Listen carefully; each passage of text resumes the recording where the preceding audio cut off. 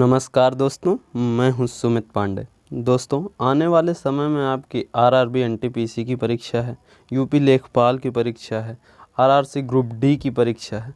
तो दोस्तों, ऐसे में आपको चाहिए एक ऐसा वीडियो जो आपके कंप्लीट टॉपिक का रिवीजन करा सके। तो मैं आपके लिए ऐसे ही वीडियो लेकर के आता रहूँगा। अभी मैं आपके लिए लेकर के आया हूँ 500 प्रश्न, भूगोल से जुड़े 500 प्रश्न जो कि प्रीवियस एग्ज़ाम्स में कई बार आए हुए हैं। मैं आपके लिए ऐसा ही वीडियो आगे भी लेकर के आता रहूँगा। तो दोस्तों, चलिए शुरू करते हैं। तो पहला प्रश्न है कि भारतीय मरुस्थल को क्या कहा जाता है। मैं थोड़ा कलर चेंज कर लेता हूँ। तो पहला प्रश्न है, भारतीय मरुस्थल को क्या कहते हैं। भारतीय मरुस्थल को थार का मरुस्थल कहा जाता है। अगला प्रश्न है, बूरी बूट उलो अरुणाचल प्रदेश की किस जनजाति द्वारा मनाया जाने वाला त्यौहार है। ये बूरी बूट उलो एक त्यौहार का नाम है। ये पूछ रहा है कि कौन सी जनजाति द्वारा मनाया जाता है। तो इसका उत्तर है निशी जनजाति द्वारा बूरी बूट उलो त्यौहार मनाया जाता है। अगला प्रश्न है, भारतीय संविधान का कौन सा अनुच्छेद है जो जीवन और व्यक्तिगत स्वतंत्रता की सुरक्षा प्रदान करता है। अभी यूपी SSSC पेट के एग्ज़ाम में यही प्रश्न आया हुआ था, आप वेरीफाई कर लीजिएगा। तो इसका उत्तर होगा आर्टिकल 21, आर्टिकल 19, अनुच्छेद 19 जो है वो जीवन और व्यक्तिगत स्वतंत्रता की सुरक्षा प्रदान करता है। अगला प्रश्न है, राष्ट्रीय डेयरी विकास बोर्ड अधिनियम किस वर्ष में लागू किया गया था। राष्ट्रीय डेयरी विकास बोर्ड अधिनियम NDDB अधिनियम किस वर्ष में लागू किया गया था। इसका उत्तर है 1987। 1987 में राष्ट्रीय डेयरी विकास बोर्ड अधिनियम लागू किया गया था। अगला प्रश्न है, भारत ने अपना पहला गुलाबी गेंद वाला डे नाइट टेस्ट मैच किस देश के विरुद्ध खेला था। तो उसका उत्तर है बांग्लादेश। भारत ने अपना पहला day night test match Bangladesh के विरुद्ध खेला था। अगला प्रश्न है, किसकी हड्डियों में, यानी शरीर का ऐसा कौन सा भाग है जिसकी हड्डियों में ह्यूमरस, रेडियस, उल्ला, कार्पस और मेटाकार्पेल्स शामिल हैं। तो ऊपरी पैर, जिसको उपांग कहा जाता है, ऊपरी पैर की हड्डियों में ह्यूमरस, रेडियस, उल्ला, कार्पस और मेटाकार्पेल्स शामिल होते हैं। अगला प्रश्न है, ऊंचाई के भय को किस नाम से जाना जाता है। ऊंचाई के भय को एक्रोफोबिया कहा जाता है। ये आपका SSC के इंग्लिश में भी कई बार आया जा चुका है। ये प्रश्न SSC के इंग्लिश के प्रश्न में कई बार आया जा चुका है। ये एक्रोफोबिया कहा जाता है ऊंचाई के भय को। सेनकोंग किसकी जातीय संस्कृति का एक हिस्सा है। सेनकोंग किस प्रदेश की जातीय संस्कृति का एक हिस्सा है। इसका उत्तर है नागालैंड सेनकोंग की एक जातीय संस्कृति का हिस्सा है। अगला प्रश्न है, सुदर्शन झील मौर्य शासनकाल के दौरान बनाई गई थी, जो कि एक कृत्रिम जलाशय था। यह जलाशय किस राज्य में था। यह जलाशय वर्तमान में किस राज्य में है। तो इसका उत्तर है गुजरात में। मौर्य शासनकाल के दौरान सुदर्शन झील का निर्माण हुआ था और इसकी वर्तमान स्थिति क्या है, गुजरात में सुदर्शन झील है। अगला प्रश्न है, मुंबई को पूना, यहाँ पर पूर्णा लिखा हुआ है, इसको आप पूना पढ़िएगा। मुंबई को पूना से कौन सा घाट जोड़ता है। एक्चुअली ये पूछ रहा है कि कौन सा दर्रा जोड़ता है। तो इस दर्रे का नाम है भोर घाट दर्रा मुंबई को पुणे से जोड़ता है या अलग करता है। अगला प्रश्न है आपके सामने, नागालैंड की सीमा राज्यों के किस समूह के साथ मिलती है। नागालैंड आपके पूर्वोत्तर का सबसे पूर्वी इलाकों में से आता है नागालैंड। तो ये पूछ रहा है कि इसकी सीमा किन किन राज्यों से मिलती है। इसकी सीमा यहाँ पर है नागालैंड, किन किन राज्यों से मिलती है। ऊपर अरुणाचल प्रदेश हो जाता है, नीचे मणिपुर हो जाता है और बीच में आपका यहाँ से यहाँ असम हो जाता है। तो नागालैंड की सीमा अरुणाचल प्रदेश, असम और मणिपुर से लगती है। अगला प्रश्न है, भारत के किस देश ने अपने सीमा मानचित्रों का आदान प्रदान किस देश के साथ किया है। एक्चुअली ये क्वेश्चन होना चाहिए था कि भारत ने किस देश के साथ अपने सीमा मानचित्रों का आदान प्रदान किया है। तो इसका उत्तर है बांग्लादेश। बांग्लादेश की शेख हसीना जी जब भारत आई थी तो उसी समय भारत के प्रधानमंत्री नरेंद्र मोदी जी ने उनके साथ अपने सीमा मानचित्रों का आदान प्रदान किया था। अगला प्रश्न है, भारत में 9 तटीय राज्य हैं। भारत में 9 तटीय राज्य हैं, लेकिन आधे से अधिक समुद्री नमक का उत्पादन गुजरात के ही तट से क्यों होता है? क्योंकि उत्तर गुजरात में कम वर्षा और सापेक्ष आर्द्रता अधिक है, जो कि नमक उत्पादन के लिए आदर्श होती है। गुजरात में कम वर्षा होती है और आर्द्रता इसके नमक बनाने के सापेक्ष होती है, जो कि नमक के लिए एक आदर्श स्थिति होती है। यही कारण है कि गुजरात में सबसे ज़्यादा नमक का निर्माण होता है। अगला प्रश्न है, भारत के पूर्वी और पश्चिमी तटों पर किस राज्य की भूमि है? राज्य नहीं, यहाँ पर होना चाहिए केंद्र शासित प्रदेश। केंद्र शासित प्रदेश पूछा गया है कि भारत के पूर्वी और पश्चिमी तटों, यानी इस तट पर भी और इस तट पर भी, आपको दिखाई दे रहा होगा, इस तट पर और इस तट पर केवल एक ही केंद्र शासित प्रदेश है जिसका नाम पांडिचेरी है। क्यों? क्योंकि पांडिचेरी में 4 अलग अलग ज़िले हैं, 2 इधर हैं, 2 तमिलनाडु में हैं, तो जिसका नाम है माहे, यनम, कराईकल और पांडिचेरी। इन सब के सम्मिलित भाग को पांडिचेरी कहा जाता है। यही है कि भारत के पूर्वी और पश्चिमी, भारत के पूर्व में और भारत के पश्चिम दोनों में इसके अवस्थिति है। अगला प्रश्न है, भारत के किस राज्य का क्षेत्रफल सबसे अधिक है? ये कई बार मल्टीपल एग्जाम्स में पूछा जा चुका है। भारत के किस राज्य का क्षेत्रफल सबसे अधिक है? तो इसका उत्तर है राजस्थान। राजस्थान का क्षेत्रफल भारत के सभी राज्यों में सबसे अधिक है। अगला प्रश्न है, भारत की तटरेखा की लंबाई कितनी है? भारत की तटरेखा की लंबाई है 7516.6 किलोमीटर। तटरेखा वो होती है जो समुद्र से घिरी हुई होती है, यानी ऐसी रेखा, ये चीज़, इसकी लंबाई है 7516.6 किलोमीटर। अगला प्रश्न है, लक्षद्वीप में कितने द्वीप हैं? लक्षद्वीप में 36 द्वीप हैं। ये कई बार एग्जाम्स में ये भी प्रश्न पूछा जा चुका है कि लक्षद्वीप में कितने द्वीप हैं। अगला प्रश्न है, अंडमान और निकोबार द्वीप समूह में गद्देदार चोटी, जिसे सैडल पीक कहा जाता है, सैडल पीक का नाम कहीं कहीं गद्देदार चोटी मिलता है, कहीं सैडल पीक है, ये कहाँ पर है? तो आपको पता है कि अंडमान में 2 भाग हैं, उत्तरी अंडमान और दक्षिणी अंडमान, तो ये सैडल पीक उत्तरी अंडमान में है। अगला प्रश्न है आपका, आंध्र प्रदेश और तमिलनाडु के तटीय इलाकों को क्या कहा जाता है? आपको मैं जरा मैप से बनाने की कोशिश करता हूँ। ये इलाका है आपका आंध्र प्रदेश और यहाँ पर है आपका तमिलनाडु। ये पूरा तटीय इलाका कोरोमंडल तट के नाम से जाना जाता है। कोरोमंडल तट के नाम से जाना जाता है। अगला प्रश्न है, दुनिया का सबसे बड़ा नदी द्वीप कौन सा है? दुनिया का सबसे बड़ा नदी द्वीप कौन सा है? ये अभी रिसेंट एग्जाम कौन सा था? UPSSC कनिष्ठ सहायक के एग्जाम में ये पूछा गया था 2020 के क्वेश्चन में, तो वहाँ पर इसका उत्तर था माजुली द्वीप, जो कि सुंदरवन के डेल्टा क्षेत्र में पाया जाता है। गंगा नदी, ऊपर से ब्रह्मपुत्र नदी, नीचे से गंगा नदी जहाँ पर मिलती है, वो इलाका जो है वो सुंदरवन डेल्टा क्षेत्र कहा जाता है। यहीं पर एक द्वीप है माजुली द्वीप, जो कि पूरे विश्व का सबसे बड़ा नदी द्वीप है। अगला प्रश्न देखते हैं, भारत का कौन सा केंद्र शासित प्रदेश ऐसा है जिसके 4 ज़िले हैं, लेकिन इसके किसी भी ज़िले की सीमा इसके किसी अन्य ज़िले से नहीं लगती है? अभी मैंने थोड़ी देर पहले ही आपको बताया था कि पांडिचेरी में 4 ज़िले हैं, माहे, यनम, कराईकल और पांडिचेरी। दो आपके तमिलनाडु में पड़ते हैं, 2 केरल में पड़ते हैं, तो इनमें कोई भी ज़िला एक दूसरे से संबंधित नहीं है। यही क्या है कि इसका उत्तर हो जाएगा क्या? पांडिचेरी।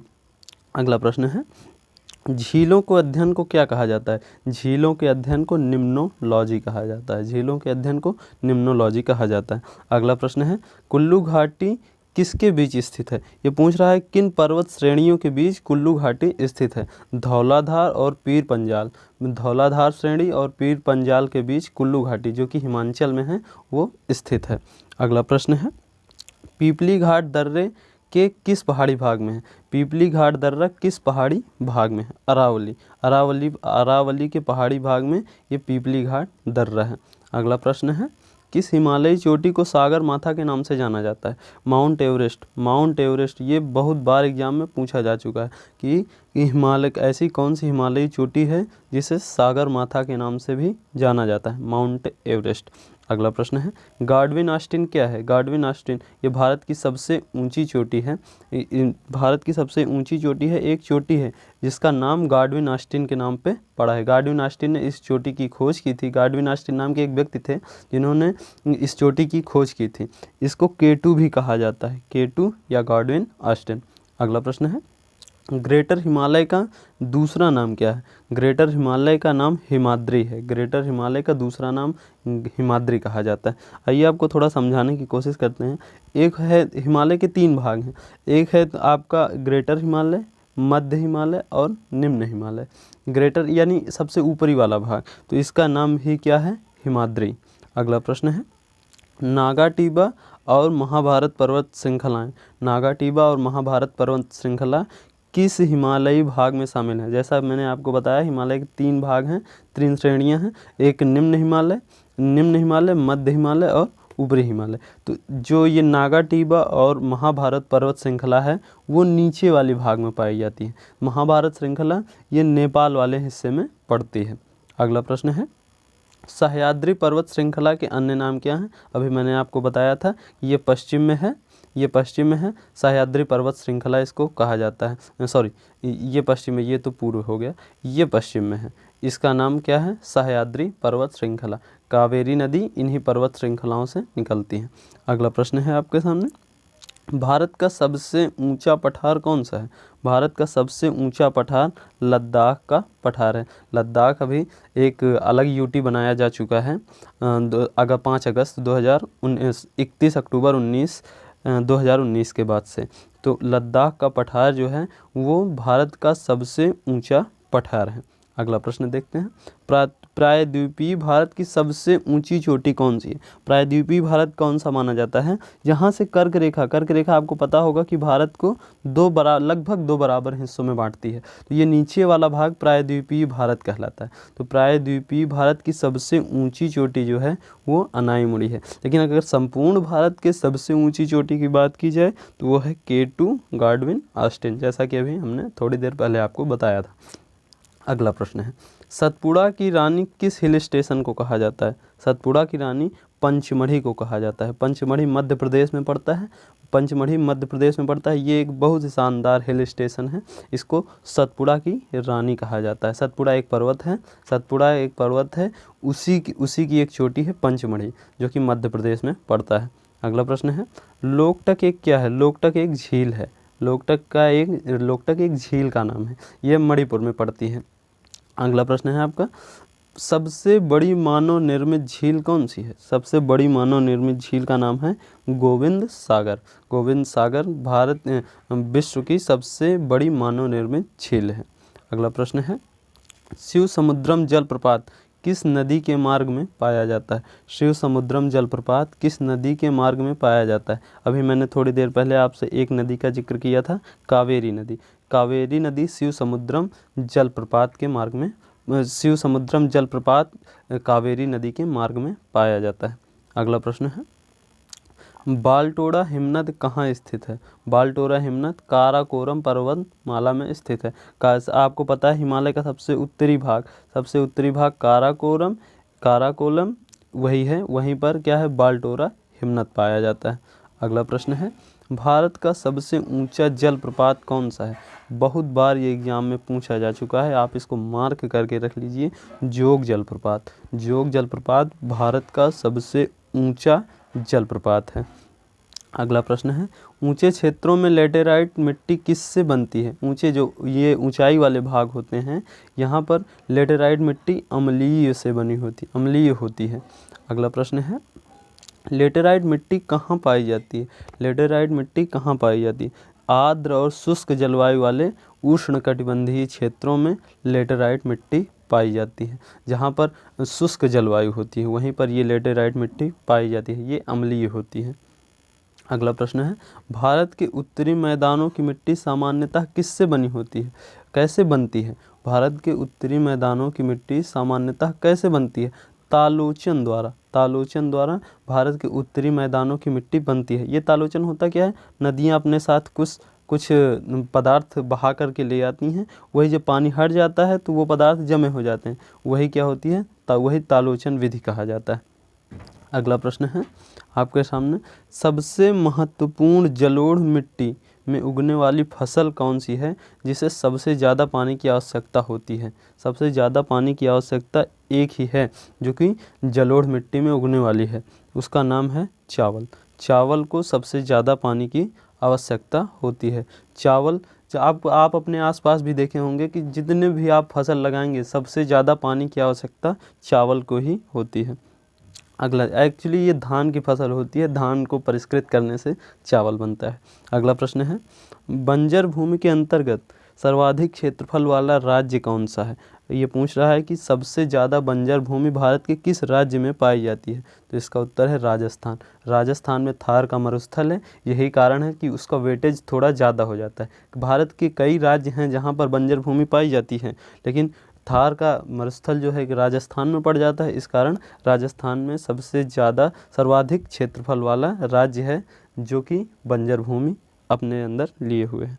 अगला प्रश्न है मृदा लवणता किसके द्वारा मापी जाती है। मृदा लवणता चालकता के द्वारा मापी जाती है। अगला प्रश्न है, भारत के क्षेत्रफल के कितने प्रतिशत भाग में 75 सेंटीमीटर वर्षा होती है। 75 सेंटीमीटर वर्षा भारत के कितने प्रतिशत भाग में होती है। 35% भाग में। भारत के क्षेत्रफल के कुल 35% भाग में 75 सेंटीमीटर वर्षा हो जाती है, यही सामान्य वर्षा मानी जाती है। अगला प्रश्न है, भारत की जलवायु कैसी है। भारत की जलवायु उष्णकटिबंधीय मानसूनी जलवायु है। भारत की जलवायु उष्णकटिबंधीय और मानसूनी है। अगला प्रश्न है कि गर्म शुष्क मौसम के दौरान भारतीय उपमहाद्वीप पर सबसे कम दबाव किस क्षेत्र में होता है। गर्म शुष्क मौसम के दौरान भारतीय उपमहाद्वीप पर सबसे कम दबाव किस क्षेत्र का होता है। उत्तर पश्चिमी जो इलाका होता है, उत्तर का, अगर हम आपको मैप में बताना चाहें, ये उत्तर और पश्चिम, यही उत्तर पश्चिम जो है इसी जगह पर सबसे कम दबाव होता है। अगला प्रश्न है, अक्टूबर और नवंबर महीनों में भारी वर्षा कहाँ पर होती है। ये कई बार प्रश्न पूछा जा चुका है कि अक्टूबर और नवंबर के महीनों में सबसे ज़्यादा वर्षा भारत के सापेक्ष कहाँ पर होती है, तो ये कोरोमंडल तट पर। कोरोमंडल तट पर अक्टूबर और नवंबर के दौरान वर्षा सर्वाधिक होती है। चेन्नई में दक्षिण पश्चिम मानसून से अन्य स्थानों की तुलना में कम वर्षा क्यों होती है। जो वेस्टर्न डिस्टर्बेंस आता है, दक्षिण और पश्चिमी मानसून जो अरब सागर से निकलता है, ये चेन्नई में कम वर्षा इसलिए करता है क्योंकि मानसून कोरोमंडल तट के समानांतर चलता है। मानसून जो है वो कोरोमंडल तट कहाँ पर है, हमने आपको बताया, ये कोरोमंडल तट के समानांतर चलता है और चेन्नई सबसे ज़्यादा गर्म है। चेन्नई जो है वो गर्म है, यही कारण है कि ये नमी को संघनित होने ही नहीं देता, और ये जो हवाएं होती हैं वो अपतटीय होती हैं। यही कारण होता है कि यहाँ पर वर्षा दक्षिणी पश्चिमी मानसून के दौरान कम होती है। हाँ, चेन्नई में वर्षा तब हो जाती है जब मानसून लौटता होता है। जब मानसून लौट रहा होता है तो चेन्नई में वर्षा वो करता हुआ जाता है। अगला प्रश्न है, गुवाहाटी से चंडीगढ़ तक मानसूनी बारिश का क्या रुख है। जिसको ये एक रुख है, हासन ट्रेंड मतलब होता है रुख। हासन ट्रेंड है जो गुवाहाटी यानी असम से चल करके ये चंडीगढ़ तक वर्षा करता है, यही हासन ट्रेंड कहलाता है, और ये एक वर्ष में एक ही बार होता है सामान्यतः। अगला प्रश्न है, 50 सेंटीमीटर से कम वर्षा वाला क्षेत्र कौन सा है। 50 सेंटीमीटर से कम वर्षा वाला क्षेत्र है लद्दाख का लेह जिला जो है वो 50 सेंटीमीटर से कम वर्षा होती है लद्दाख में। और कई सारे क्षेत्र हैं, लेकिन लद्दाख का लेह जो है वो सबसे महत्वपूर्ण है। तो दोस्तों, यहाँ तक होते हैं हमारे 50 प्रश्न। उम्मीद करता हूँ आपको ये प्रश्न अच्छे लगे होंगे। मिलते हैं अगले भाग में। धन्यवाद।